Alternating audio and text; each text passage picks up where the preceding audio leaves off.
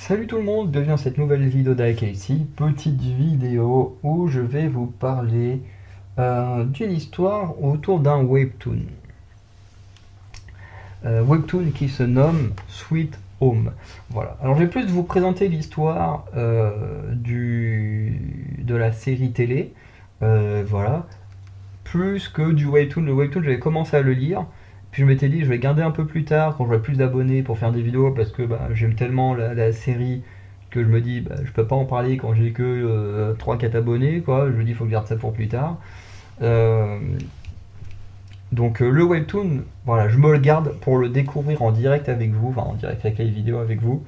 Mais la série télé, pardon, c'est quand même une de mes séries coréennes préférées avec My Name.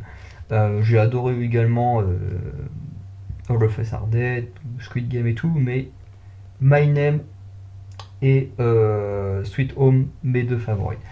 Et du coup, je vais juste revenir un peu sur ce que ça raconte pour ceux qui ne connaissent pas, puisqu'en gros, il y a 3 saisons pour la série télé, hein, bien sûr, produite par Netflix. La première saison, c'est clairement la meilleure. Voilà, il n'y a pas de débat, pour moi, c'est la meilleure, parce qu'il y a une ambiance particulière que j'adore.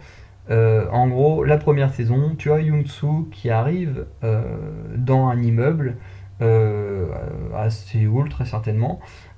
Et en gros, le mec, il pense à se suicider dans les jours qui viennent et tout.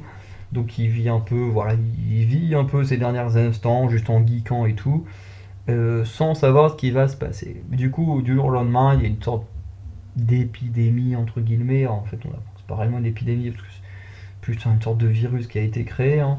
Euh, et, euh, et en gros, la saison 1, on suit Yoon-soo et les habitants de l'immeuble survivre à la monstérisation, puisqu'effectivement, les gens se mettent sans, à un moment donné comme ça à saigner du nez, ils tombent dans les pommes, ils se trouvent avec une version d'eux-mêmes un peu maléfique qui tente de les manipuler pour prendre leur contrôle et du coup les transformer en monstres. Et du coup, toute la saison 1 se base sur la survie dans l'immeuble, le fait que n'importe qui, à n'importe quel moment, peut se transformer en monstre. On est dans de la survie pure et dure, avec les monstres extérieurs. T'as des monstres à l'intérieur de l'immeuble. T'as les personnes entre elles qui, à n'importe quel moment, peuvent être infectées et se transformer en monstres. C'est génial. T'as une ambiance où à n'importe quel moment, n'importe qui peut devenir un monstre, peut devenir l'ennemi des habitants et tout. C'est génial. En plus, à un moment donné, où des humains d'un autre lieu de survie qui viennent, qui foutent la merde. Bref, c'est très très cool. Et la saison 1, voilà, tout se passe dans l'immeuble. Il y a juste le personnage de merde, comment elle s'appelle, ah, j'ai le nom de l'actrice, Lee Si-young, qui joue Yi Kyung. Il y a que elle à un moment donné qui sort de l'immeuble pour une mission, mais sinon tout se passe dans l'immeuble et c'est trop trop bien. La saison 2, elle est un peu différente. Elle est un peu coupée en deux, puisque la première partie, en gros, se passe juste après la saison 1, puisque dans la saison 1, il va se passer un truc qui fait que les membres vont devoir quitter l'immeuble, et ils vont être récupérés par des soldats qui vont vouloir les emmener à un lieu soi-disant safe, sauf que là, il va y avoir un massacre sur un pont, voilà, bref, avec un monstre et tout. Ce qui fait qu'ils vont se retrouver à aller vers un stade, sauf que le gouvernement a pété un câble, ils vont envoyer des missiles et tout partout sur le pays, et notamment sur ce fameux stade, et ce qui fait que du coup, tout ça c'est un peu la première partie, comment les héros vont devoir survivre à tous ces désagréments. Ensuite, le stade, malgré qu'il ait été détruit, il y a quand même des gens qui vont vivre dans les sous-sols du stade et vivre comme ça, dont les héros qui ont survécu, hein, parce que dans la saison 1, il y a plein de persos qui meurent. Et dans la saison 2, voilà, deuxième partie de saison 2, voilà, on se trouve dans le stade. Du coup, on découvre plein de nouveaux personnages, notamment des soldats. voilà, qui dirige un peu avec une femme, je sais plus comment elle s'appelle. Mais voilà, on découvre plein de nouveaux personnages, notamment Eunyu, qui était un peu la connasse de la saison 1, a beaucoup changé, est devenue la meuf un peu badass, plutôt cool et tout. Et du coup, t'as un nouveau personnage féminin qui est devenu un peu la connasse de service, mais que j'aime beaucoup perso. Qui, notamment saison 3, a un développement assez intéressant. Ça y est plutôt intéressant sans être non plus un passage hyper important, mais bref. Euh, du coup, dans la saison 2, voilà, on a un peu la survie, un peu pareil dans le stade. On a une mission qui va se faire au niveau d'un centre par les soldats qui va voilà, être un peu une catastrophe. Et c'est vrai que la saison 2, elle est un peu. Voilà, t'as aussi cette histoire avec la fille de Yi Kyung et tout. Voilà, qui a des capacités spéciales, bref. La saison 2, c'est pas trop ma favorite. Elle est sympa, mais c'est pas trop ma favorite.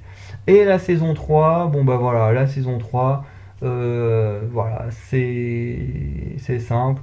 On a les infectés atypiques, donc ceux qui ont survécu à la monstérisation, donc qui ont une forme humaine mais quand même ont des pouvoirs de monstres.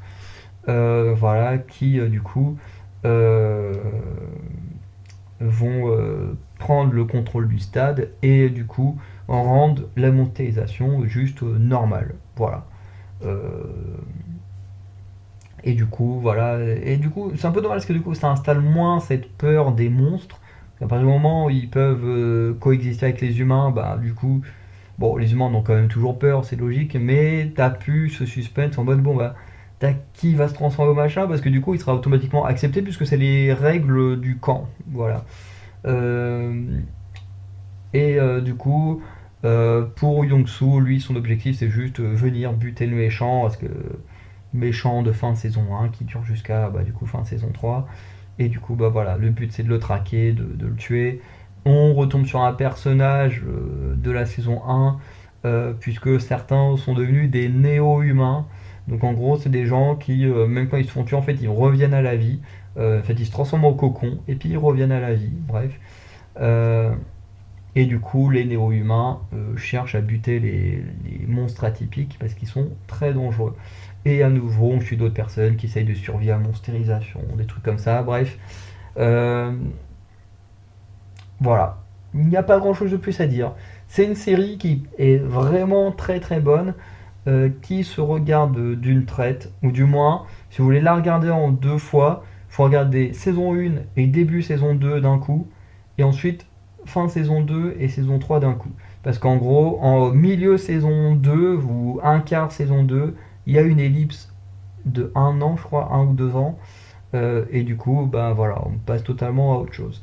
Enfin, on passe pas entre guillemets, vous comprenez ce que je veux dire. Euh, Parce qu'on continue à suivre les personnages qui ont survécu de l'immeuble, mais